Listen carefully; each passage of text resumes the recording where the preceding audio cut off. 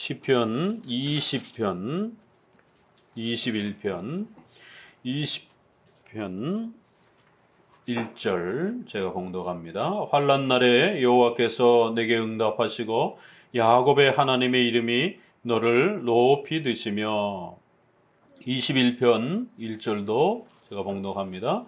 여호와여 왕이 주의 힘을 인하여 기뻐하며 주의 구원을 인하여 크게 즐거워하리이다.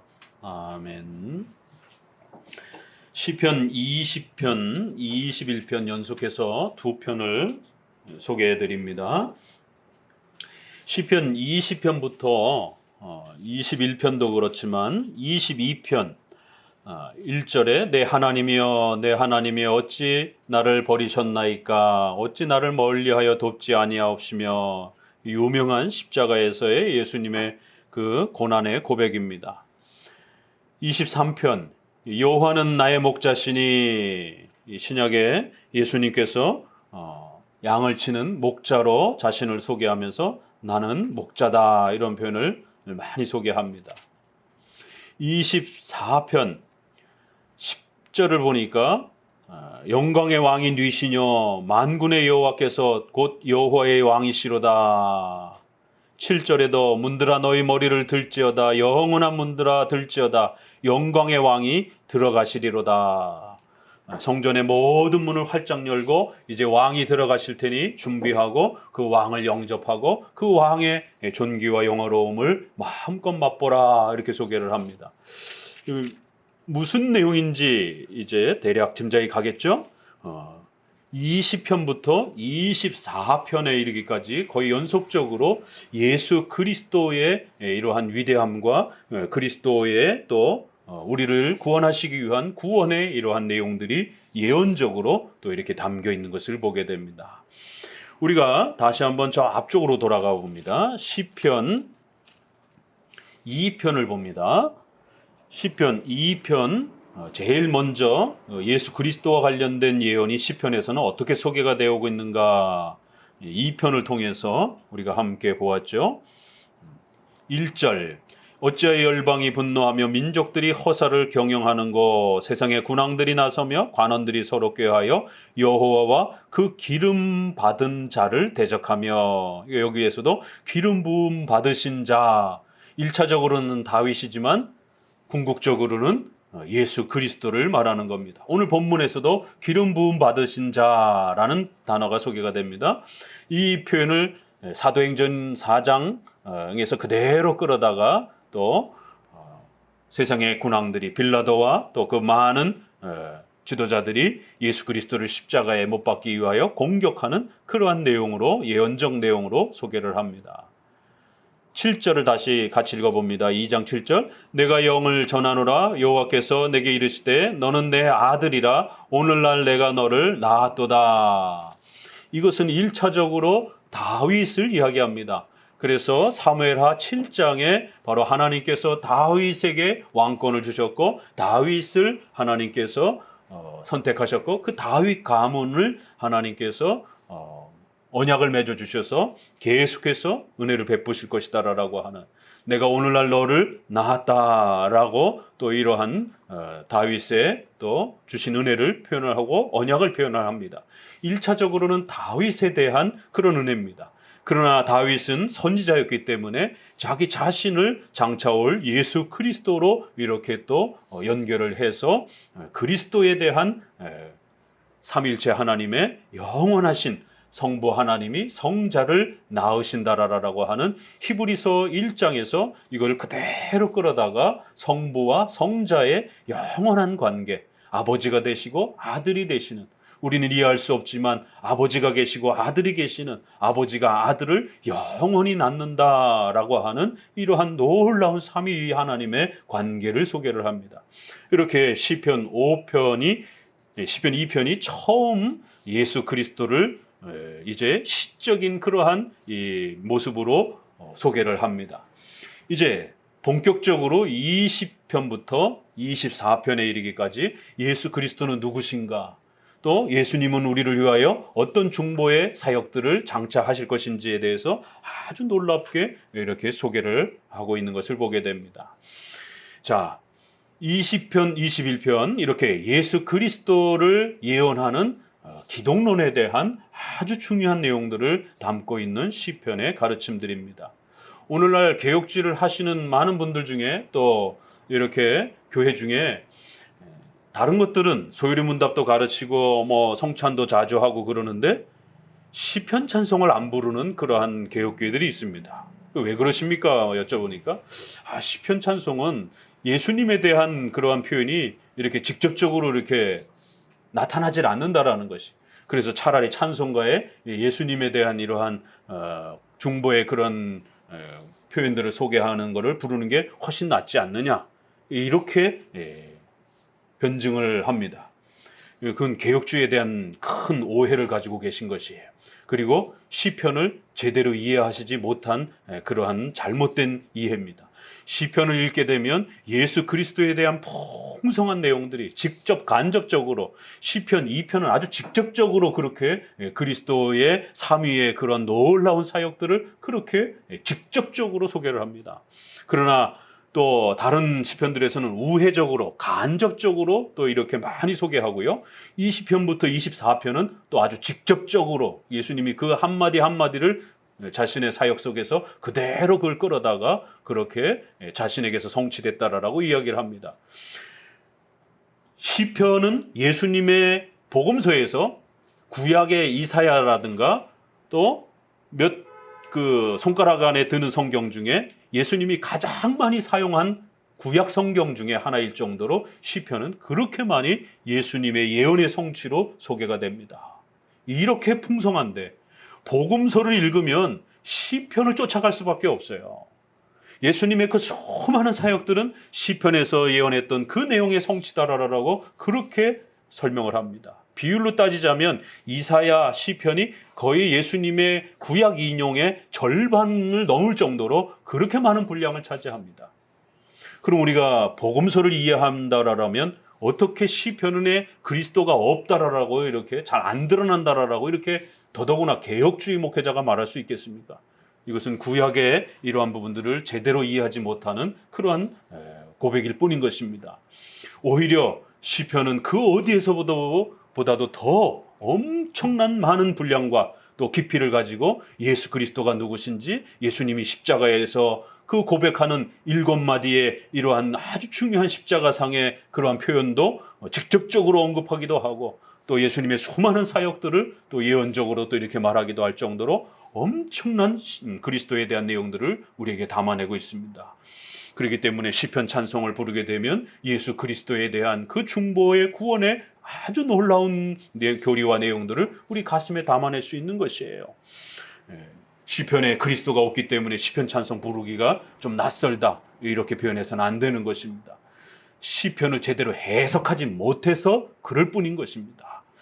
이렇게 시편 2편 또 오늘 소개되겠지만 그 머리에 존귀와 영화로 관을 씌우시고 아름답게 하셨도다. 이거 시편 8편에서 우리가 무엇이간데 인자에게 그렇게 관을 씌우시고 온 우주 만물을 다스리게 하시고 이것도 역시 예수 그리스도에게 1차적으로 주어지는 그러한 궁극적인 예언인 것입니다. 이런 내용들이 오늘도 다시 또 소개됩니다. 이렇게 시편은 잘만 해석하게 되면 예수님의 그 놀라우신 은혜와 사역들을 우리에게 아주 풍성하게 많이 소개를 하고 있습니다. 그런데 그럼 왜 개혁주의 목사님조차도 이렇게 시편에 대한 부담을 갖고 있고 시편에서 그리스도가 소개가 잘 안 된다라고 잘 안 보인다라고 이렇게 얘기를 하는가? 그 얘기는 시편이 예수님을 소개할 때 직접적으로 이렇게 소개하는 게 아니라 1차 문법적인 표현에서 시로 표현하기 때문에 어려운 거예요. 구약의 이사야서라든가 이런 데 보게 되면 장차 한 아기가 태어날 것이고 그 아기는 우리를 구원할 메시아다라고 이렇게 좀 더 아주 명확한 표현으로 이렇게 소개를 합니다. 그런데 시편은 시적인 그런 모습으로 소개를 하다 보니까 시는 압축된 그런 문법적인 표현이란 말이에요. 그러다 보니까 아주 압축되고 또 비유적으로 상징적으로 이렇게 소개를 하다 보니까 잘 안 보이는 거예요.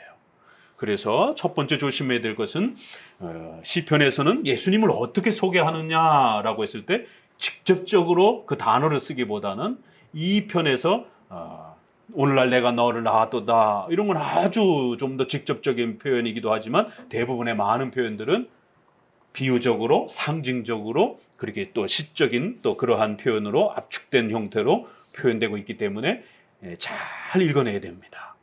두 번째 어려움은 다윗이나 또 많은 그 시편의 저자들이 선지자로서 장차올 예수 그리스도를 예언적으로 이렇게 소개를 합니다. 그러다 보니까 여기서 말하는 주인공이 누구인지 헷갈리는 거예요. 이게 저자를 말하는 것인지 장차올 예수님을 말하는 것인지 본문을 읽다 보면 자꾸 헷갈리는 것이에요. 본문의 그러한 내용이 성도를 표현하는 내용이면 우리에게 직접 적용할 수 있습니다. 구약의 하나님의 계시는 우리 성도들에게 주는 소중한 구원의 메시지요, 또 생활의 규범이기 때문에 우리 성도들에게 직접적으로 적용할 수 있는 또 하나님의 말씀으로 그렇게 우리가 적용할 수 있습니다. 그러나 시편에서는 예수님을 예언적으로 소개를 하다 보니까 어떤 문장은 그걸 우리에게 직접 적용할 수 없는 부분들이 있어요. 그건 예수 그리스도에게만 적용이 되어지는 그런 내용들이 있단 말이에요. 그러니까 이게 성도들에게 보편적으로 적용되어지는 내용인지 아니면 예수님에게만 적용되어지는 것인지 헷갈린단 말이에요. 시편 110편 멜기세덱의 반차를 따라 이제 너를 세웠다라고 하는 여호와께서 내 주에게 말씀하시기를, 여호와가 계시고 주가 따로 계셔요. 이 시편에는 하나님이 두 분처럼 이렇게 소개가 된단 말이에요. 여호와, 주. 그래서 성부 하나님과 성자 예수님을 구별해서 표현을 합니다. 이거를 히브리서가 그대로 인용을 합니다. 그래서 여기서 말하는 다윗이 말했던 주라고 하시는 분은 바로 예수 그리스도였다라고. 그리고 그 멜기세덱의 반차를 따라 기름 부음을 받은 자는 우리가 아니에요. 그건 오직 예수 그리스도다라고 히브리서가 그렇게 소개를 합니다. 그렇기 때문에 저자가 여기서 말하는 이 주인공이 도대체 누구인 것인가? 이중적 그러한 형태로 예언이 소개가 되기 때문에 그래요.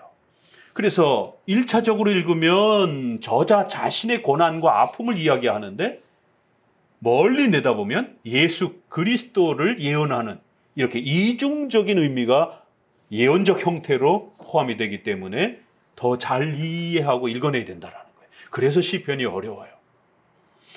왜 우리가 에디오피아의 그 내시가 이제 빌립이 이렇게 곁을 지나는데 이사야서를 읽고 있습니다.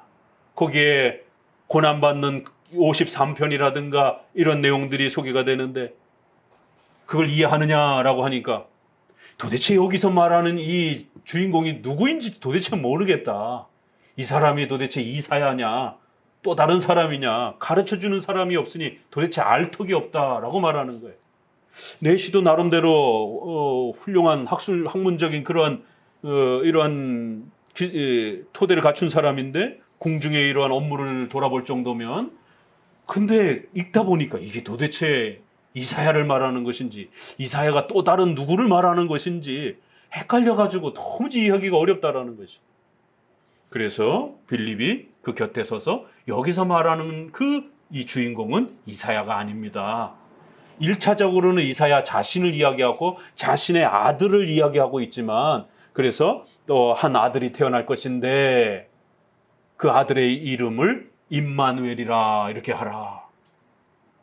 자기 아들이지만 자기 가정이 주인공이 아닌 것이 장차 올 예수 그리스도를 그렇게 예언해 주고 있는 것입니다. 아, 그렇군요. 이렇게 이해를 하는 거예요. 그렇게 해서 구약에서 예수님을 소개할 때는 장차 오실 예수님을 소개하는 것이기 때문에 항상 예언적으로 담깁니다. 그런데 선지서는 조금 쉬워요. 직접적으로 설명을 해주니까. 그런데 시편은 압축해서 시적으로 소개를 하다 보니까 조금 더 어려운 것이죠. 그래서 두 번째 어려움은 다윗이나 시편의 저자가 자기 자신의 아픔을 1차적으로 이야기를 합니다. 성도가 자신의 아픔을 이야기합니다. 그런 부분들은 우리 성도들이 겪는, 다윗도 성도이기 때문에 성도들이 보편적으로 경험하는 아픔을 그렇게 소개하는 거예요. 엘리 엘리 라마 사박다니, 나의 하나님 어찌하여 나를 버리시나이까. 1차적으로 우리 성도들도 신앙생활을 하다 보면 악한 자에게, 또 국가의 이러한 또 핍박과 공격에, 적그리스도의 이러한 또 핍박에 성도들이 죄로부터 엄청난 고난을 받으면서 때로는 하나님이 섭리 속에서 성도들을 돕지 아니하시고 더 엄청난 고난으로 우리를 몰아가시는 것처럼, 그래서 하나님이 침묵하시고 우리를 돌아보지 않는 것처럼, 아니 우리를 버리신 것처럼 이렇게 고난을 겪어야 될 때가 있습니다. 성화를 위해서. 그럴 때 시편의 22편을 읽으면서 우리 성도들의 고난과 아픔이 얼마나 극심한지를 읽어낼 수 있는 것이에요. 이거를 오직 예수 그리스도에게만 또 적용하는 것도 아닙니다. 시편 전체를 거꾸로 복음 중심으로 읽는 사람들이 있어요. 율법을 부정하고 복음만 강조하는 사람들은 신약뿐만 아니라 구약에서도 복음만 찾아내려고 그럽니다. 그리스도만 찾아내려고 그래요.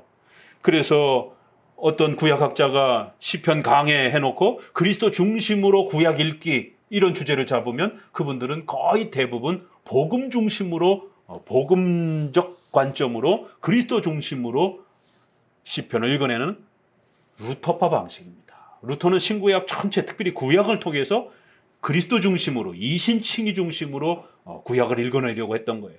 그래서 에스더서라든가 잠언서라든가 야고보서라든가, 야고보서는 지푸라기 서신이라고 할 정도로 그리스도가 직접적으로 설명이 안 되다 보니까 본인 스스로 구약의 에스더서와 잠언서는 참 어려운 성경이다라고 이렇게 얘기하고, 야고보서는 지푸라기 서신이라고 할 정도로 가벼이 다뤘습니다.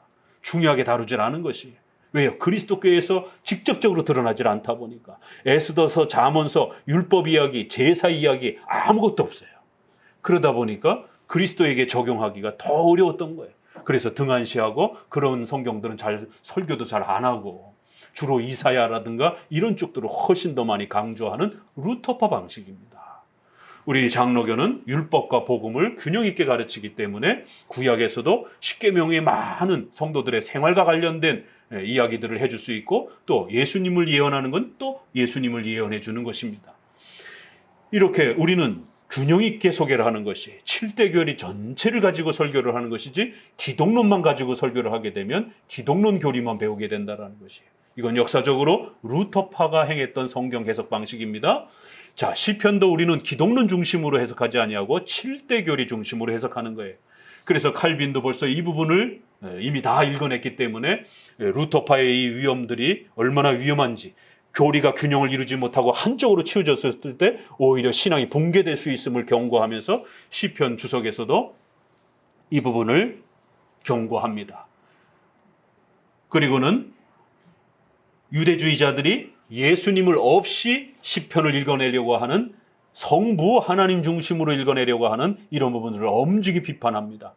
그리고 또 이건 유대주의 방식인 거예요. 유대주의자들은 예수님을 인정하지 않으니까 모든 부분들을 성부 하나님 중심으로 읽어내는 거예요. 신비주의자들은 성령 중심으로 읽어내는 것이죠. 루터파 방식은 그리스도 중심으로 읽어내는 거예요. 자유주의자들도 그리스도 중심으로 읽어냅니다. 그분들은 신성을 부정하고 모범론적인 도덕 선생님인 그러한 교훈적인 관점으로 인성 중심의 역사적 인물로의 그리스도 중심으로 읽어냅니다. 우리 장로교는 7대 교리 중심으로 읽어내는 거예요. 그래서 엘리 엘리 라마 사박다니 같은 그 표현조차도 칼빈은 어떻게 설명하냐면, 이 표현은 분명히 예수 그리스도의 십자가 예언에 성취되었습니다. 그렇기 때문에 그리스도를 바라보면서 이 구절을 읽어야 됩니다. 그러나 꼭 그렇게만 읽어서는 안 됩니다. 분명히 이것은 일부분 그리스도의 예언의 성취로 읽어내야 됩니다. 그러나 또 이 부분은 성도들이 겪는, 다윗이 하나님 앞에 얼마나 힘들게 고난과 고통을 받았는지, 하나님 안에서 성도들이 겪을 수 있는 그 고난의 성화의 그 절정을 표현하는 표현이기도 합니다. 그래서 이 표현을 그리스도에게도 적용할 수 있지만 우리 성도들의 보편적인 고난으로서도 얼마든지 읽어낼 수 있다는 거예요. 그래서 성도들이 이 구절을 읽으면서 우리의 고난과 아픔이 얼마나 극심한지 하나님 앞에 하소연하고 우리의 고난과 아픔을 하나님 살펴달라고 기도할 수 있는 것이, 그러면서도 그 고난을 궁극적으로 짊어지신 또 예수 그리스도를 또 우리가 바라볼 수 있다는 거예요. 이렇게 이중적으로 읽어내야지 그 표현을 그리스도에게만 맞춰서 읽어내고 우리의 고난에 대해서는 아무런 적용도 하지 않는다라면 그건 지나친 그러한 복음주의적 방식입니다. 루터파 방식입니다. 라고 이렇게 선을 긋는 것입니다. 그래서 적어도 올바른 성경 해석이란 이렇게 시편에서 예수 그리스도를 예언할지라도 분명 그것은 그리스도의 예언에 대한 성취로 우리가 읽어내면서 또 1차적으로는 성도들이 겪는 고난과 아픔으로서 보편적인 또 성도들의 성화에 또 이러한 내용으로서도 함께 읽어내야 되는 것입니다. 자, 두 번째 어려움, 시편을 우리가 예수님과 관련해서 읽어낼 때는 그 부분이 분명 그리스도에 대한 예언의 성취로 소개가 됩니다. 그럼에도 불구하고 항상 조심해야 되는 것은 또 역시 그 내용은 우리 성도들의 신앙의 규범으로서도 얼마든지 또 적용할 수 있는 또 영역이 있다라는 겁니다. 이렇게 두 가지를 겹쳐서 읽어내는 거예요. 그러니까 20편, 21편도 보게 되면 21편은 여호와의 왕이 이렇게 소개를 합니다. 여기서 왕은 누구겠어요? 다윗을 말하는 겁니다. 주의 힘으로 인하여 기뻐하며 주의 구원을 인하여 즐거워할 것입니다. 다윗 왕이 여호와 하나님, 주님의 그 구원을 즐거워하고 여호와 하나님으로 인하여 기뻐하며 그렇게 감격해합니다. 얼마든지 우리 성도들에게 적용할 수 있는 거예요. 우리 성도들도 하나님의 구원의 위대함과 여호와의 그 주님의 그 전능하신 힘을 깨닫게 될 때에 얼마나 감격할 수 있는 것인지. 그런데 또다시 이 표현은 예수 그리스도에게 또 연결이 됩니다. 여기서 말하는 이 왕은 예수 그리스도로 연결이 되는 거예요.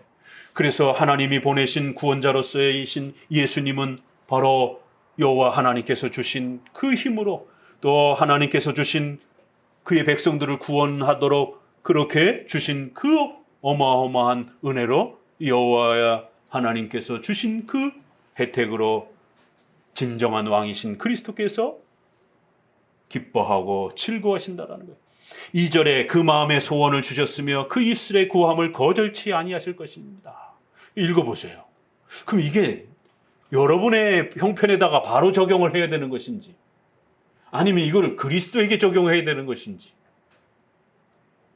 한쪽으로 치우쳐서는 안 된다는 겁니다. 이것은 기도문이에요. 다윗이 하나님을 향하여 내가 여호와로 여호와의 전능하신 힘으로 여호와의 구원을 기뻐합니다. 내가 하나님 앞에 기도할 때에 나의 마음의 소원을 주셨고 내 마음의 소원의 기도를 다 들어주실 것이다라는 거예요. 20편 4절에 내 마음의 소원대로 허락하시고 내 모든 도모를 이루시기를 원합니다. 얼마나 좋은 메시지입니까? 하나님이 우리의 마음의 소원을 아시고 우리의 마음의 간구와 기도를 전부 들어주실 것이다라는 거예요. 우리 성도들이 원하는 대로 모든 걸 들어주실 것이다라는 거예요. 얼마나 감격스러운 메시지예요. 그런데 이것만 강조하면 기복주의 됩니다. 이거 부흥사들이 한국교회 안에 수도 없이 강조했단 말이에요. 여러분 마음의 소원을 품고 하나님 앞에 전심으로 기도하십시오. 그러면 다 이루어질 겁니다. 그러나 더 세게 잘 응답되기 위해서는 반드시 소원 예물을 하나님 앞에 헌금을 바치면서 기도를 해야 더 잘 응답이 됩니다. 아주 이렇게 절묘하게 기가 막히게 돈을 뜯어내면서 이렇게 기복주의로. 그렇다고 해서 이 표현을 없앨 수도 없어요. 이건 분명히 다윗이 하나님 앞에 기도하면서 하나님 여호와께서 야곱의 하나님의 이름이 나를 높여주시고 또 하나님께서 내게 응답하시고 나의 모든 제사와 예배를 받으실 것이고 내 마음에 기도하는 모든 것을 이루실 것이다. 이건 틀린 말은 아니에요. 분명히 하나님이 우리 성도들의 기도를 들으십니다. 우리 성도들의 마음을 하나님이 받으십니다. 그런데 치우치면 안 된다라는 거예요. 기복주의로 너무 지나치게 치우쳐서 이것만 붙들고 있으면 안 된다라는 거예요. 그리고 더 나아가서는 이 표현은 예수 그리스도에게로 향하는 겁니다. 그래서 이 예배가 하나님 앞에 연락되어지는 것은 반드시 히브리서로 들어와서 예수 그리스도께서 십자가에 죽으시고 예수님 자신이 번제로, 예수님 자신이 희생제물로, 그렇게 대속적 제물로 우리 죄를 대신 갚으면서 그렇게 희생제사를 치르신 것이에요. 그러지 아니하고는 우리가 드리는 예배, 구약의 이런 제사 아무런 의미가 없는 거예요. 예수님께서 희생하시고 십자가의 제물이 되시지 않으셨다라면, 대신 죽으시지 않았다라면 이 모든 제사가 하나님 앞에 드려지지 않는 겁니다. 그래서 하나님이 이 모든 제사를 받으셨습니다를 읽으시면서 우리의 예배도 이야기되지만 우리의 예배는 오직 예수 그리스도의 십자가의 희생을 통해서 하나님 앞에 받아들여진다라는 것도 읽혀지는 겁니다. 그리고는 하나님께서 예수님의 그 소원, 예수님이 그의 택한 백성들을 사랑하고 구원하기 위하여 그들 한 사람도 잃어버리지 아니하기 위하여 그들의 발을 씻기면서 그렇게 그들을 사랑해 주시면서 하나님 앞에 요한복음 17장에 기도하면서 이들을 반드시 지켜달라고, 성도들을 보호해 주시고 이들을 한 사람도 잃지 아니하고 하나님 앞에 구원받게 해달라고 하나님이 간절히, 예수님이 그렇게 소원하시는 거예요. 여호와께 간구하시면서 그렇게 예수님이 소원하시고 그 간절한 마음으로 그 모든 도모를, 그 모든 기도를, 그 모든 마음의 소원을 그렇게 여호와께 바치는 것이, 이건 예수님께 적용되는 말씀이에요. 또 예수님이 그렇게 마음의 소원을 가지시고 우리를 구원하시기 위한 그런 강력한 소원을 가지시고 여호와께 간구하고 희생 제물이 되시는 그런 또 내용이기도 한 것입니다. 이게 겹쳐 있어요, 이게. 그래서 시편의 기독론은 해석하기가 조금 더 어려운 것입니다. 자, 그래서 이렇게 두 가지만 주의하시고 시편의 기독론은 압축되어서 소개가 되기 때문에 잘 읽어내셔야 된다는 것, 신약과 비교를 해가면서 읽어내시고, 두 번째로는 또 이렇게 이중적으로 성도들의 그러한 신앙의 규범으로서 또 궁극적으로는 예수 그리스도를 또 소개하는 형태로 겹쳐서 이중적인 그러한 예언의 내용으로서 그렇게 소개가 되기 때문에 잘 읽어내는 것입니다. 우리에게 해당이 되는 건 우리에게 해당이 되는 만큼 적용하고, 또 그럼에도 불구하고 그 예언의 내용은 궁극적으로 예수 그리스도를 통해서 어떻게 성취가 되는지를 또 잘 읽어내시면 되는 것입니다. 자, 이런 두 가지를 주의하시면서 20편, 21편을 이제 함께 보시게 되면은요, 1차적으로 21편은 다윗이 전쟁에 나아가기 위하여 전쟁을 치르기 전에 하나님 앞에 기도하는 기도의 내용으로 소개가 됩니다. 그래서 두 편이 짝을 이루어서 하나는 20편은 하나님 앞에 간절히 기도하는, 도움을 요청하는, 전쟁에서 우리를 도와달라라고. 그래서 20편에는 승리의 깃발을 꽂고 전쟁에서 이기게 하고 적들을 물리치고, 이러한 다윗이 전쟁에 나아가서 성도들이 그러한 삶 속에서 하나님의 도움으로 그 모든 싸움들을, 영적 싸움들을 이겨낼 수 있도록 도와달라고 기도하는 그러한 기도의 요청으로 되어 있습니다. 그리고 21편은 거기에 대한 응답을 하나님이 어떻게 도와주셨는지, 어떻게 승리케 해주셨는지를 그 전쟁에서 승리하고 난 이후에 감사기도 형태로 이렇게 소개가 됩니다. 그래서 짝을 이루어서 요청과 응답의 내용으로 이렇게 구성되어 있기 때문에 두 시편을 한꺼번에 소개를 드리도록 합니다. 그럼에도 불구하고 다윗은 자기 자신을 1인칭으로 표현하면서 장차 오실 예수님을 통해서 이런 모든 약속과 내용들이 단지 주변의 블레셋과 또 이런 주변의 적들을 물리치는 그것만 바라본 게 아니에요. 그래서 잘 먹고 잘 사는 그러한 부강한 국가를 건설하기 위해서 기도하는 그러한 것만 내용이 아니라는 겁니다. 물론 1차적으로는 이스라엘 국가를 안정화시키고 전쟁의 위험으로부터 보호하고자 하는 왕으로서의 그런 기도 요청도 있는 것이죠. 그러나 궁극적으로는 우리 성도들이 이기고 싸워야 될 그 궁극적 영적 싸움은 에베소서에 있는 것처럼 혈과 육에 대한 싸움이 아니라 영적 싸움이다라고 하는, 죄와에 관련된 싸움이다라고 하는 이런 쪽으로 다윗은 또 예언자이기 때문에, 선지자이기 때문에 그렇게 바라보는 것입니다.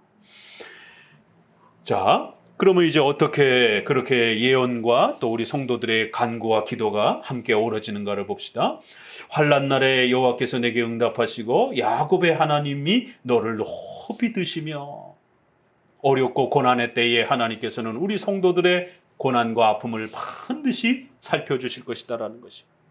자, 그러면서도 예수님과 관련해서 이걸 읽어보세요.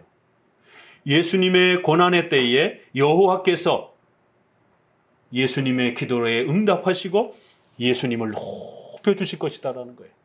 이렇게 읽혀지는 겁니다. 왜냐하면 환난 날에 여호와께서 왕에게 응답하시고 내게 응답하시고, 이 왕을 말하는 겁니다. 다윗 왕을. 그래서 백성들이 왕을 바라보면서 이제 고난과 어려움의 때에, 전쟁의 때에 이제 왕이 전쟁하러 나가시면 왕에게 하나님께서 온 힘을 다 주시고 능력 주시기를 원하십니다. 백성들은 왕을, 다윗 왕을 바라보면서 여호와께 간절히 구합니다. 그러니까 백성들은 다윗 왕을 바라보면서 하나님의 도움을 구합니다. 그러면서도 그 다윗 왕을 통해서 장차올 메시아를 바라보는 이러한 형태로 이렇게 신앙의 모습을 취하는 것을 보게 됩니다. 구약에는 성전과 성막을 통해서 그리스도를 바라봅니다. 구약에는 또 모세와 이런 훌륭한 선지자들을 통해서 메시아를 바라봅니다. 또 구약에는 또 제사장을 통해서, 대제사장을 통해서 메시아를 바라보기도 합니다. 또 왕을 통해서 장차올 메시아를 바라보기도 합니다. 그래서 예수님이 선지자직, 제사장직, 왕직의 이 모든 삼직을 성취하셨다라고 이렇게 또 표현하기도 하는 거예요. 그래서 먼저 백성들이 왕을 이렇게 칭송하면서 하나님께서 우리 다윗 왕의 모든 그 기도를 들어주시고 그 야곱의 하나님의 이름으로 너를 높여주시기를 원합니다. 여기서 이 너가 누구냐라는 거예요. 1차적으로 다윗 왕이에요.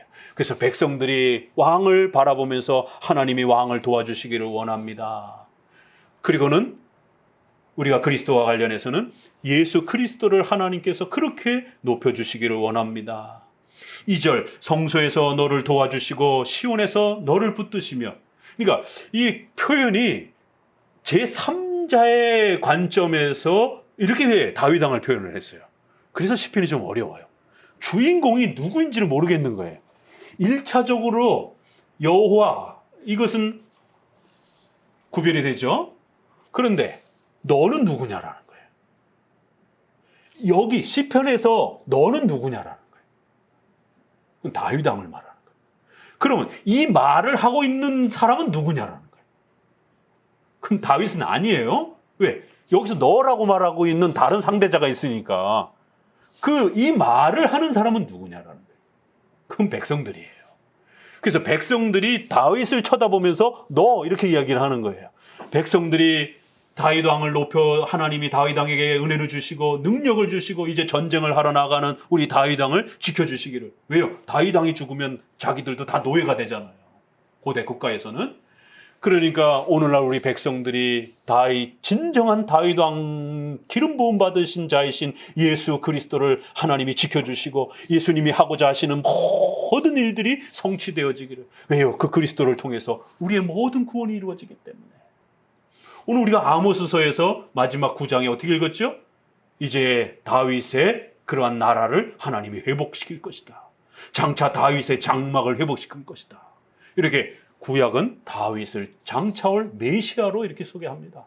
마태복음 1장 1절 예수님을 어떻게 소개하죠? 아브람과 다윗의 자손 예수 그리스도다. 이렇게 표현하는 것이.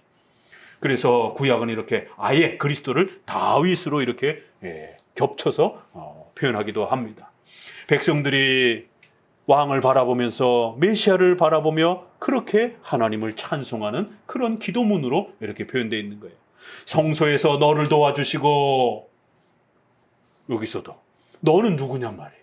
당연히 1차적으로는 다윗 왕입니다. 시온에서 당신을 붙들어 주시기를 원합니다. 1차적으로는 왕을 하나님이 강렬하게 붙들어 주시기를, 또 그 왕이 성전에 나아가서 이렇게 예배를 드리고 소제를 드리고 번제를 드리며 수많은 제사를 드릴 때에 하나님이 당신의 제사를 꼭 기억해 주시기를, 꼭 받아 주시기를, 그래서 우리에게 이번 전쟁에서 승리를 주시기를 원합니다. 백성들이 기도하고 있는 거예요. 그럼 이 기도문은 그리스도와 관련해서 예수님이 이 땅에 성육신하셨습니다. 예수님이 실패하지 아니하시고 십자가를 지셨습니다. 하나님 보좌 우편으로 가셔서 우리를 위하여 기도하고 계십니다. 예수님께서 이렇게 우리를 위하여 희생 제물이 되시고, 예수님이 교회의 왕이 되시고 교회의 머리가 되시고 교회의 백성들을 돌보시는 이러한 모든 그리스도의 사역들이 바로 여호와께서 은혜 주셔서 계획하신 대로, 은혜 주시는 대로 온전히 그리스도의 희생이 성취되어지고 그리스도의 기도가 받들어지기를 간절히 바랍니다. 왜요? 우리의 구원은 그리스도에게 달렸어요. 예수님이 다시 오시지 않는다라면, 예수님이 부활하시지 않는다라면, 예수님이 십자가에 죽으시지 않는다라면 우리 구원은 다 무너집니다. 백성들이 왕을 바라보면서 간절히 왕을 지켜주시기를, 왕이 기도하는 모든 것을 하나님이 들어주시기를, 왕이 소원하는 그 모든 기도를 바라봐 주시기를, 왕이 예배드리고 번제드리고 제사드리는 모든 걸 하나님이 받아주시기를, 왕을 그리워하고 왕을 사모하면서 왕을 사랑하는 이런 표현으로 표현되어 있습니다. 이것은 곧 그리스도에게로 향하면 오늘 우리가 그리스도를 바라보고 이 그리스도께서 십자가에 이루신 것을 사모하고 또 장차 최후 심판에 오셔서 그의 백성들을 구원해 주실 것을, 천국으로 인도해 주실 것을 간절히 사모하는 거예요. 그 그리스도가 꿈꾸셨던 그 일들, 그리스도께서 소망하는 그 일들, 그리스도께서 하실 그 일들을 성부와 하나님께서 반드시 받아주시고 그리스도께서 행하시고자 하시는 모든 일들을 이루어 주시기를 우리도 바라는 겁니다. 하나님, 예수님이 그렇게 기도하시고 희생하시고 이루신 모든 것을 받으시기를 원합니다. 그리하여 그리스도께서 행하신 그 모든 일 때문에 우리를 구원해 주시고 우리에게 은혜 베풀어 주시기를 원합니다. 다윗 왕이 훌륭해가지고 하나님이 받으시는 건 아닙니다. 하나님께서 다윗 왕에게 베풀어 주셨던 그 은혜로 인하여 백성들 전체를 돌봐주시는 것이에요. 그렇기 때문에 왕과 백성들은 한 몸으로 그렇게 일치되어 있는 것이에요. 왕이 죽으면 백성들도 죽는 거예요. 왕이 잘 되면 백성들도 잘 되는 것입니다. 이렇게 일치가 되어서 왕을 사모하고 간절히 왕이 잘 되기를 사모하는 기도를 백성들이 먼저 드리는 것이, 이것이 오늘 우리에게는 예수 그리스도를 통해서 그렇게 또 이루어지는 겁니다. 4절도 마찬가지예요. 너의 마음의 소원대로 허락하시기를. 그러면 너는 누구예요? 다윗 왕이에요. 허락해 주시기를. 누가 허락하는 거예요? 그건 여호와 하나님을 말하는 것이, 성부 하나님을 말하는 것이. 그리고 이 말을 하는 사람들은 백성들인 것이 이렇게 구별되어 있는 겁니다. 그래서 왕의 마음의 소원대로 허락하시고 왕의 모든 기도들을 하나님이 들으시기를 원합니다.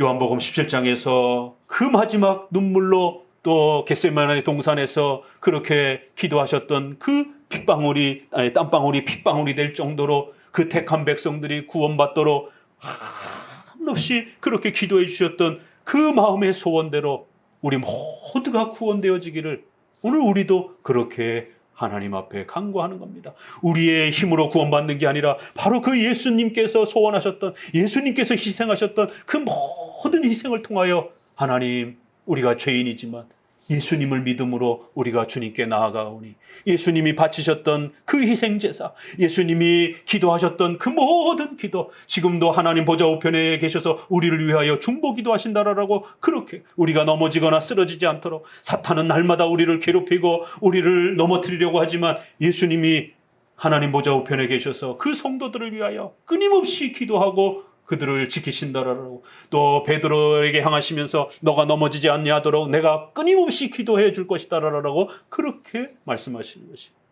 예수님의 그러한 희생과 그 기도와 그 공로로 오늘도 우리가 예수님의 그 소원으로 우리가 하루하루 살아가는 것이에요. 이렇게 다윗 왕을 향하고 있지만 그리스도를 향하고 있나, 그러면서도 이것이 또 우리 성도들의 기도 제목으로 연결이 되면 또 하나님께서 우리 마음의 성도들의 소원, 우리 성도들의 계획과 성도들의 그러한 또 많은 또 신앙의 이런 목적들을 이루어 주시기를 원합니다. 이렇게 또 적용할 수도 있는 것이. 그럼 하나님께서 우리 성도들의 소원과 이러한 기도를 어떻게 다 이루어 주시는가? 이거 잘못 사용하게 되면 기복주의가 되지만 이거를 올바르게 사용하게 되면 아주 멋있는 우리 장로교회의 성경 사용을 가르칩니다. 이거를 무시하게 되면 성도들의 양심의 자유 선택을 다 무시하는 율법주의가 됩니다. 시키는 대로 해, 이런 식이에요. 그러니까 이거 하나를 가지고 우리 성도들에게 적용하면 웨스트민스터 1장 6항의 성경 해석 법칙, 문자적으로, 추론적으로, 맨 마지막엔 상식적으로, 성도들의 사려 분별로, 양심적 선택으로. 고린도서, 로마서에서 생활과 관련해서 양심적 선택 원리라고 끊임없이 여러분에게 소개해드렸죠. 첫 번째는 성경, 오직 성경, 모든 성경을 통해서 철저히 성경의 원칙 아래에서 우리가 하나님의 뜻을 분별하는 거예요. 그리고 그것을 조금 더 세부적으로 적용하는 교회법 아래에서 교회법을 벗어나지 않는 범위 내에서 선택하는 것입니다. 이게 철저하게 우리의 뼛속까지 녹아들면 그 다음은 어떻게 하라고요? 여러분의 양심의 자유 선택 속에서 김치찌개를 먹을지 된장찌개를 먹을지 그렇게 선택하는 거예요. 교회 올 때 이렇게 어떤 차림으로 올지, 어떤 옷을 입고 올지, 어떤 교통편을 이용할지 양심의 자유 선택 아래서 하는 것이지 성경 어디에도 그런 걸 가르쳐주지 않습니다. 그건 일반 은총 아래에서 양심의 자유 선택 아래서 선택하는 거예요. 그거 직접 음성을 듣고 이렇게 이 오늘날 신비주의자들이 바로 그 빈틈을 파고들어서 성경에 그런 거 없지 않느냐. 그러니까 우리가 하나님의 음성을 들으면 하나님이 어디로 이사를 가라고 하는지, 또 어떤 회사를 선택하라고 하는지, 어느 대학을 가라고 하는지, 이 무당 점치는 것처럼 이렇게 유혹하는 겁니다. 그러나 우리는 양심의 자유 선택 원리 아래서 우리 성도들이 마음의 소원을 품은 대로 그렇게 행하시면 되는 것이에요. 예전에도 어거스틴의 말을 이용해서 여러분에게 말씀을 드렸죠. 하나님의 뜻을 어떻게 분별합니까? 뼛속까지 하나님의 말씀이 너의 마음속에 새겨지도록 열심히 성경 중심적 세계관을 형성하도록 노력해라. 계시 의존 사세, 계시 의존 사고, 성경 의존 신앙을 열심히 연습하라는 거예요. 그 다음은요, 너 마음대로 원하는 대로 그렇게 선택해라. 그렇게 선택해도 됩니까? 성경의 사랑과 성경을 사모하는 마음이 성도들에게는 이미 철저히 훈련되었다라면 성도들은 함부로 악한 것을 선택하지 않습니다. 억제가 돼요. 그래서 얼마든지 여러분이 원하는 것을, 여러분이 소원하는 것을 선택해도 괜찮아요. 왜요? 하나님은 우리의 성령의 인도하심을 통하여 우리 마음에 소원을 두고 일하신다. 빌립보서. 하나님의 뜻을 어떻게 이끌어 가신다고요? 우리 마음에 소원을 두시고 하나님의 인도하심을 끌어가시는 것이에요. 여러분 여기 교회 올 때 누가 강제로 등 떠밀어서 오지 않았잖아요. 다 여러분 원해서 오셨잖아요. 이렇게 이 표현을 성도들의 성화로 적용하게 되면 또 그렇게도 적용하는 것이에요. 그래서 예수님의 소원도 되지만 또 우리 마음의 소원도 되는 것이에요. 그래서 하나님께서 우리 마음의 소원을 그렇게 허락해 주시고, 이런 시편을 야고보서와 요한일서가 그대로 요거를 끌어다가 어떻게 적용했어요? 기도 원리로 소개를 합니다. 하나님 앞에 간구하는 그러한 내용에 있어서 믿음의 기도 원리를 가르칩니다. 그래서 악한 욕심을 가지고 기도하는 것은 응답하지 않지만 기도한 것은 이루어질 줄로 믿으라 라는 이런 표현들이 다 이런 걸 전제한 표현들이에요. 기복주의적 표현이 아닙니다. 네 멋대로 네 마음대로 욕심을 그렇게 하나님 앞에 간구해도 다 이루어주신다, 그런 뜻이 아닌 것이에요. 성경이 전제된 표현인 겁니다. 그래서 우리 성도들이 하나님의 말씀을 간절히 사모하며 이렇게 모든 예배를 소중하고 사랑하면서 이렇게 하나님 앞에 살아가게 될 때에 그 성도들의 마음의 소원의 그런 부분들을 일일이 잘 헤아려 주셔서 하나님께서 그 모든 성도들의 소원까지도 하나님의 말씀 안에서 벗어나지 않는 범위 내에서 그렇게 또 다 이루어 주신다라는 것이, 적어도 하나님은 그런 하나님이라는 거예요. 이렇게 우리 성도들의 성화의 규범으로도 받을 수 있고, 또 그러한 우리 성도들의 기도가, 보잘것없는 기도가 어떻게 하나님 앞에 그렇게 받아들여지고, 또 우리 성도들의 보잘것없는 생각과 판단이 어떻게 하나님의 뜻이 펼쳐져가는 그러한 선택으로 그렇게 적용될 수 있습니까? 이건 다 궁극적으로 예수 그리스도의 희생을 통해서 우리가 그렇게 은혜를 받기 때문에 이루어지는 것이지, 절대로 우리의 공로로, 우리의 이성적인 올바른 분석과 판단 때문이 아닌 것이. 그래서 이렇게 각각 가는데 또 겹쳐지는 것이에요. 우리 성도들의 마음의 소원을 하나님께서 이루어 주시고 또 성취시켜 주시는 그런 하나님의 은혜가 있고, 그것은 궁극적으로 그리스도께서 우리를 구원하시는 그러한 소원 때문에 그렇게 이루어지는 것입니다. 자, 5절, 우리가 너의 승리로 인하여 개가를 부르며 우리 하나님의 이름으로 우리 기를 세우리니 여호와께서 내 모든 기도를 이루시기를 원하노라. 자, 여기도 보세요. 우리가 라고 해서 또 주인공이 따로 분리되어 있죠. 너의 승리로 인하여, 여기 너는 누구예요? 또 바로 다윗 왕을 말하는 거예요, 1차적으로는. 그러나 궁극적으로는 예수 그리스도를 말하는 것이에요. 그거를 성취해 주시고 이루시기를 원한다는, 누가 그렇게 해주시는 거예요? 성부 하나님이 그렇게 이루어 주시는 것이에요.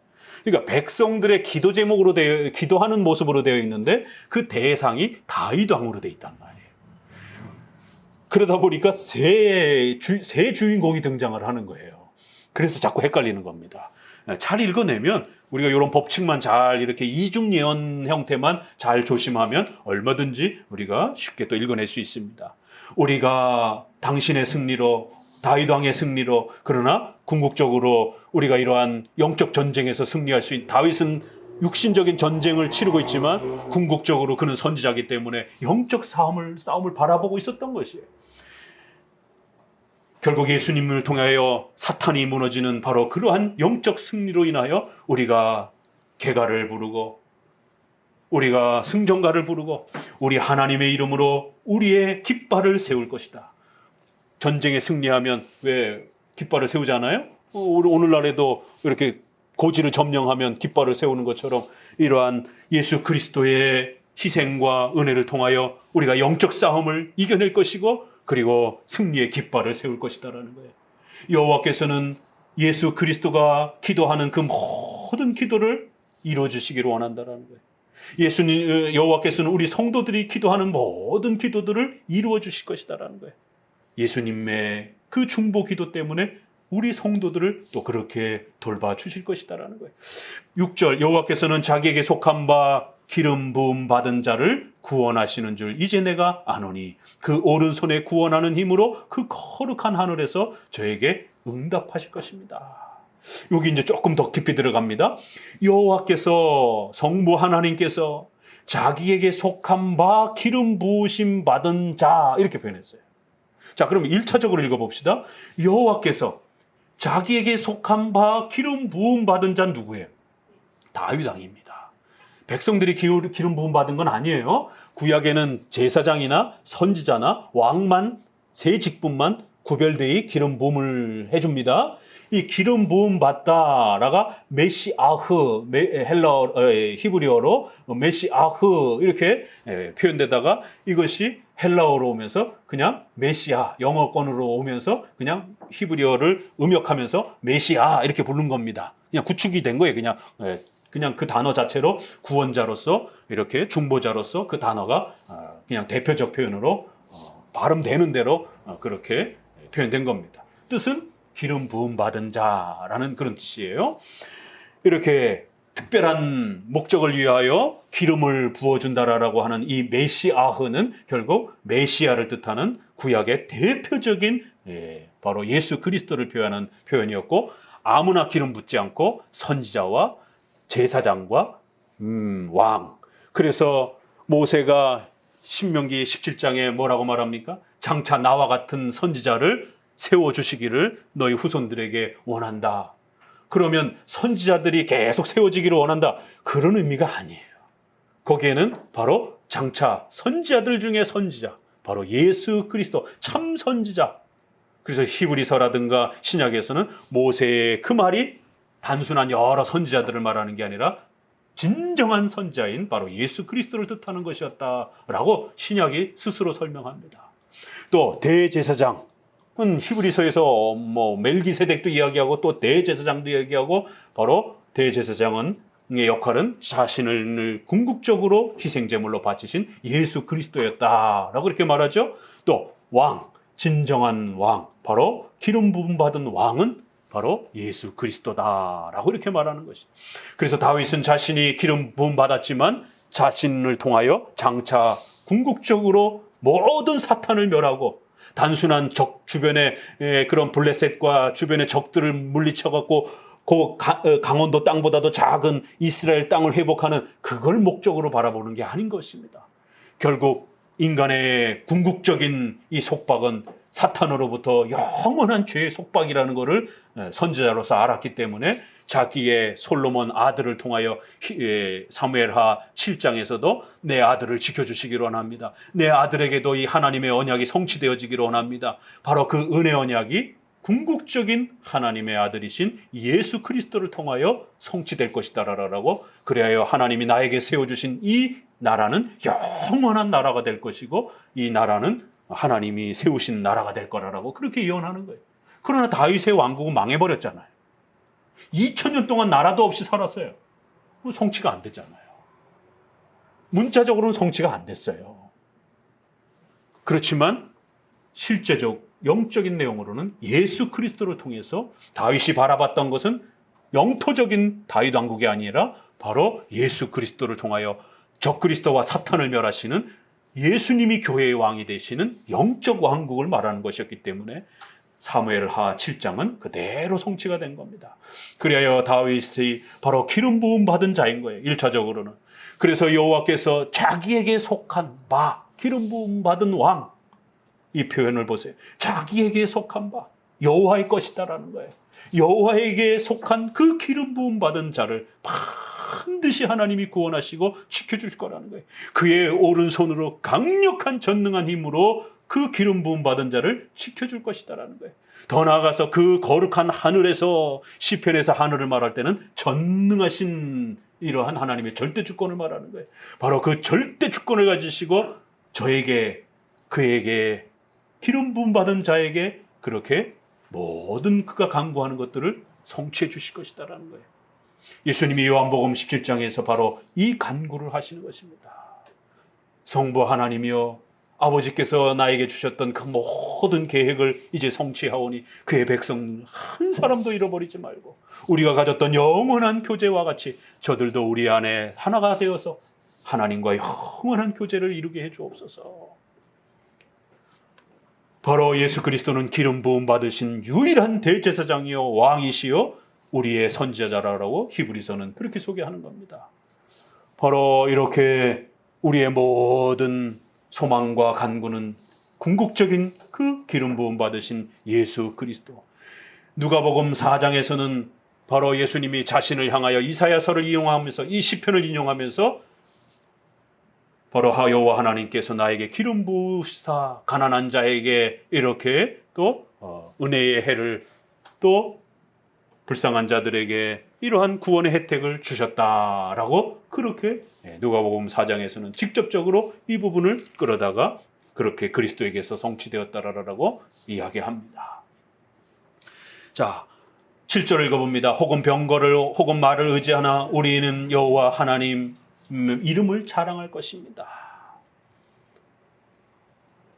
많은 사람들은 세상을 의지하지만, 세상의 돈과 권력과 이런 걸 의지하지만, 이제 우리는 여호와 우리 하나님의 이름을, 여호와 하나님의 도우심을 우리는 의지할 것이다라는 거예요. 그런데 이 번역이 조금 더 좋은 번역은 자랑할 것이다는 보다는 기억할 것이다. 이게 원문에 훨씬 좀 가깝습니다.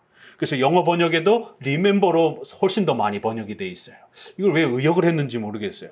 왜냐하면 앞에 말과 대조를 보게 되면 의지하는 것과 대조가 돼 있어요. 세상 사람들이 이런 걸 의지한다라는 거예요. 그러면 우리는 여호와를 의지할 것입니다. 이게 훨씬 더 맞아요. 그런데 의지하는 건 뭐라고요? 기억하는 거예요. 이런 표현 하나하나도 잘 읽어야 됩니다. 하나님을 의지하는 것은 곧 성경을 의지하는 겁니다. 왜 하나님을 향하여 리멤버라라고 그렇게 표현을 했겠냐는 말이에요. 성경의 교리를 기억하는 겁니다. 하나님은 반드시 오직 성경을 통해서만 가르쳐집니다. 궁극적으로. 그렇기 때문에 성경을 기억하지 못하면 하나님을 기억하지 못합니다. 성경의 뜻을 헤아리지 못하면 하나님의 뜻을 헤아리지 못해요. 성경을 의지하지 못하면 하나님을 의지하지 못합니다. 그래서 세상 사람들은 이런 걸 의지하지만 우리는 하나님을 remember, 기억할 것이라는 거예요. 하나님을 의지하는 것은 곧 성경을 기억하는 것이에요. 하나님을 기억하는 것이에요. 하나님을 어떻게 기억합니까? 성경 말씀을 배워서 하나님이 어떤 분인지, 하나님의 뜻이 무엇인지를 기억할 때만이 하나님을 의지할 수 있는 겁니다. 의지와 기억이라는 단어를 같이 이렇게 맞물려서 연결시켜 놨어요. 이처럼 또 놀라운 표현도 나옵니다. 그러면서 저희는 굽어 엎드러지지만 여호와여 우리를 구원하소서, 우리가 부를 때에 왕은 응낙하소서. 갑자기 이제 9절도 여호와여 도와주옵소서 이렇게 표현해 놓고, 우리가 주어를 우리 성도들로 표현해 놓고, 그러니까 왕은 도와주옵소서. 이 시대는 다윗이 그럴 수 있어요. 그러나 우리가 이 시편을 읽으면 다윗 왕도 없는데 왕이 우리를 도와줄 거라는 거예요. 이래서 우리가 구별해서 읽어야 된다는 거예요. 이들에게는 다윗이 직접적이지만 우리는 다윗도 아니에요.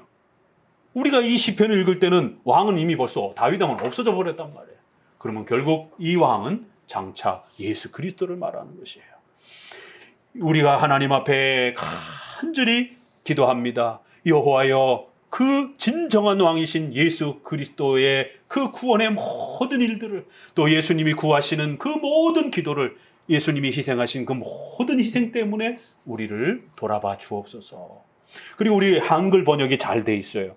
그래서 공적인 이 성경 읽기와 성경 강해는 개역 한글 성경으로 저희 교회는 하는 겁니다. 왜냐하면 이것이 개역 성경에는 개역 개정판에는 조금 더 헷갈리게 번역을 해놨어요. 주어를 여호와여 왕을 구하소서, 우리가 부를 때에 우리에게 응답하소서. 주어가 사라져 버렸어요. 왕을 목적으로 해버려 놨어요. 하나님이여 왕을 구해 주소서 이렇게 되어 있어요. 우리의 기도를 응답해 주옵소서. 어감이 확 달라져 버렸어요.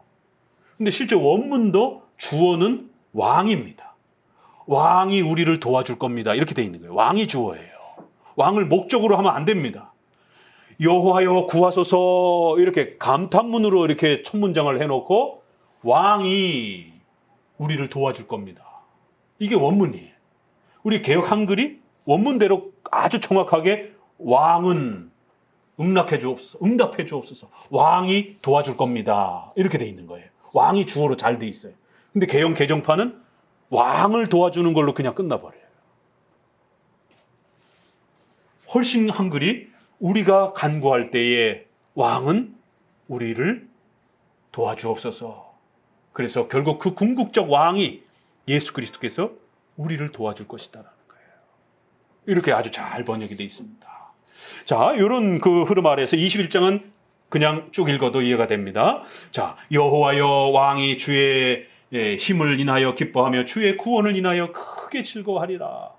그 마음에 소원을 주셨으며 그 입술의 구함을 거절치 아니하실 것입니다. 예수님의 그 모든 소원과 그의 희생과 예수님이 하시는 모든 일들에 대해서 성부 하나님께서 그렇게 힘을 주실 것이다라는 거예요. 주의 아름다운 복으로 저를 영접하시고 정금 면류관으로 그 머리에 씌우셨나이다. 이거 시편 8편에 있는 말. 인자가 무엇이간데 인자의 머리에 그렇게 관을 씌우고 존귀와 영화로 관을 씌우셔서 온 세상을 다스리게 하셨습니까? 1차적으로는 그리스도에게 주신 거예요. 그리고는 그 은혜 때문에 우리 성도들에게도 그 말씀이 또 적용되어지기도 합니다. 이건 예수 그리스도에게 그렇게 중보자로서 예수님이 이 땅에 오셨을 때에 존귀와 영화로 그렇게 그리스도를 관을 씌우시고 그리스도를 그렇게 높여주신 것이에요. 저가 생명을 구하며 주께서 주셨으니 곧 영원한 장수로다. 1차적으로는 다윗이지만 예수님을 향하여 이 메시지가 향하여 있습니다. 예수님이 죽어가시면서 자신의 생명을 버리셨습니다. 그럼에도 불구하고 예수님은 부활하셨습니다. 성부 하나님이 예수님의 인성을 부활하시면서 생명을 다시 주신 것이, 그리고 온 세상을 다스리는 장수로서 왕으로서 그렇게 회복시켜 준 거예요. 그리스도의 희생과 그리스도의 부활과 영화로움을 한꺼번에 이렇게 소개를 합니다. 주의 구원으로 그 영광을 크게 하시고 존귀와 위엄으로 저에게 입혀 주옵소서. 그리스도의 그 중보 사역에 그리스도의 성육신에 이러한 큰 은혜를 그리스도께 부어주셨다라는 거예요. 비록 볼품없이 이 땅에 오셨지만 목수의 아들로 가난한 자로 그렇게 세상 사람들이 손가락질하는 죽음으로 죽으셨지만 성부 하나님께서 성자를 이렇게 존귀와 영어로 가는 씌우시고 온 세상의 주권자로 우리 교회의 왕으로 세워주셨다라는 거예요. 저로 영원토록 지극한 복을 받게 하시고 주의 앞에서 기쁘고 즐겁게 하시나이다. 다윗과 우리 성도들을 하나님이 그렇게 기뻐하실 것이에요. 그러나 이것은 누구 때문에? 예수 그리스도를 먼저 하나님이 그렇게 기뻐해 주셨기 때문에, 예수님에게 그 존귀와 영화의 그 모든 복을 주셨기 때문에 우리가 그리스도만 믿기만 하면 그 혜택을 우리도 다 같이 받는 것이, 이렇게 연결이 되는 겁니다. 7절 같이 읽어봅니다. 왕이 여호와를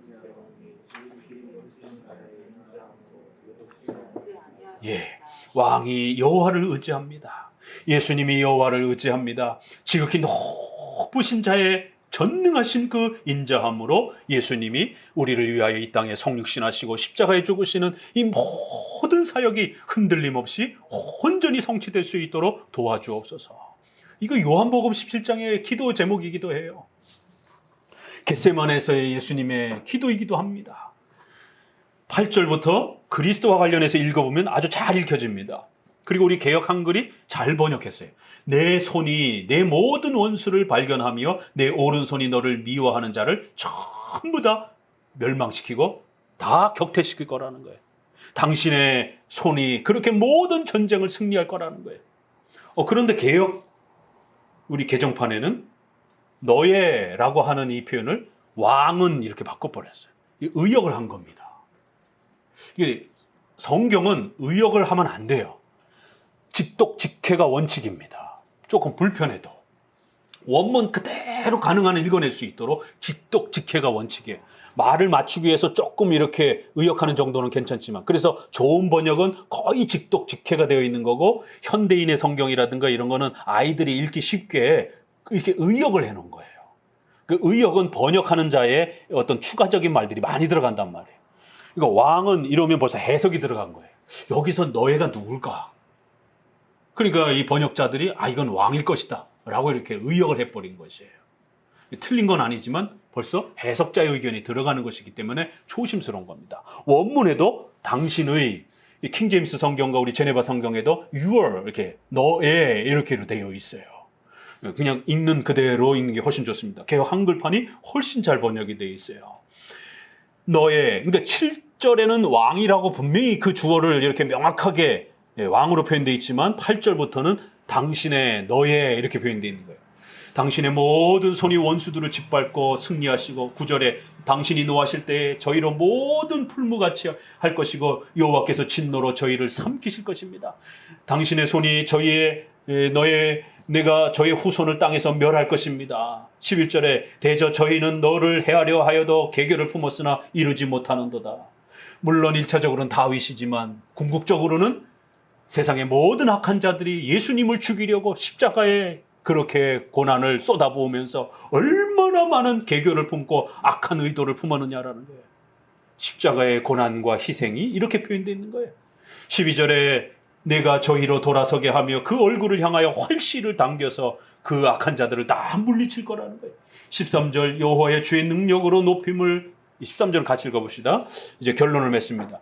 여호와여 주의 능력으로 높임을 받으소서. 우리가 주의 권능을 노래하고 칭송하겠나이다. 자, 마지막 구절은 이제 결론으로 다시 한번 대상을 분리하죠. 여호와여 주의 능력으로 높임을 받으옵소서. 그럼 여기에서의 주가 앞에 여호와일까? 구약에서는 하나님을 표현할 때 여호와여, 주님, 하나님 여러 표현이 있잖아요.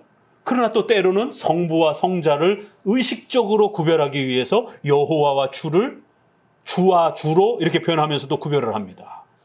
여호와여 주님의 능력으로 높임을 받으소서. 우리가 주의 권능을 노래하고 칭송하겠나이다. 우리가 성도들로 구별이 돼 있어요. 그러면 주의 권능은 누구겠냐라는 것이. 1절에서는 여호와여 왕이, 여호와 왕은 구별되어 있습니다. 왕은 그리스도를 표현해요. 주의 힘을 인하여 기뻐하며, 여기서 주의 힘은 여호와의 능력으로 왕이, 메시아가 모든 중보 사역을 이룰 것이다라는 거예요. 이렇게 이 힘과 은혜와 능력을 예수 그리스도와 연결했는데, 마지막 구절에서는 성도들의 기도 제목으로 그 모든 여호와께서 주신, 메시아에게 주신 주의 그 권능과 능력이 아주 절묘하게 13절에서는 이 장차올 그 메시아에게, 지금까지 말했던 그 왕, 아주 겹쳐 있어요. 이게 여호와의 권능인지 장차올 메시아의 권능인지 이게 포함적으로 이렇게 해석하도록 포괄적으로 표현을 해놔서 우리가 주님의 권능으로 성부 하나님을 바라볼 수도 있고 그 장차 메시아로 바라볼 수도 있어요. 다 괜찮아요. 일부러 그렇게 표현한 거예요. 그래서 앞부분에서는 명백하게 여호와와 왕을 구별하면서 성부 하나님이 성자에게 그렇게 은혜와 능력을 기름 부어 주실 것이다라고 이렇게 표현을 아주 정확하게 해놨는데, 끝부분에서는 성도들이 여호와와 주를 바라보면서 바로 하나님께서 그 주님에게 주셨던 그 어마어마한 능력으로 우리가 하나님을 찬양하고 우리가 은혜를 받고 예배케 해 주옵소서, 이러면서 아주 절묘하게 여호와께서, 성부 하나님께서 장차올 메시아인 그 주님에게 주신 권능과 능력으로 우리가 하나님을 경외하고 예배하며 살게 해 주옵소서, 이런 형태의 찬양으로 마무리를 짓는 것을 보게 됩니다. 참 절묘하게. 그래서 시편 110편처럼 다윗이 여호와를 바라보면서 여호와께서 내 우편에 계신 주에게 기름 부음을 주시고 대제사장으로서의 이러한 구원의 역할을 허락해 주실 것입니다. 여호와께서, 성부께서 성자에게 베푸시는 그러한 구원의 놀라움을 이렇게 살짝살짝 그 표현을 달리하면서 이렇게 시편은 또 구별하면서 우리에게 그리스도의 위대함을 소개를 합니다. 오늘 20장, 21장을 통해서 구약에서 말하는, 특별히 시편에서 말하는 메시아의 이 위대함과 놀라움들을 이렇게 함께 소개해 봤습니다.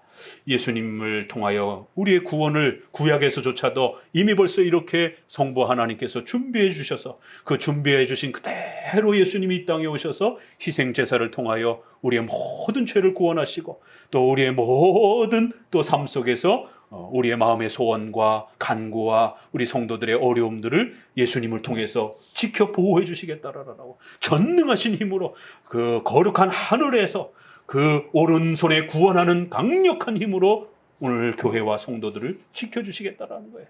그 예수님이 친히 교회의 성도들을 위하여 번제물로, 그렇게 희생제물로 그렇게 자신을 바춘 그 제사를 온전히 하나님이 기뻐하셔서 예수님의 이름으로 오늘 모여서 예배드리면 우리 성도들의 예배도, 성도들의 그 제사도 다 받아주시겠다라는 것이, 이렇게 예수님의 그 크신 희생과 은혜가 아름답게 시편은 또 우리에게 노래하고 있는 것입니다. 기도합니다.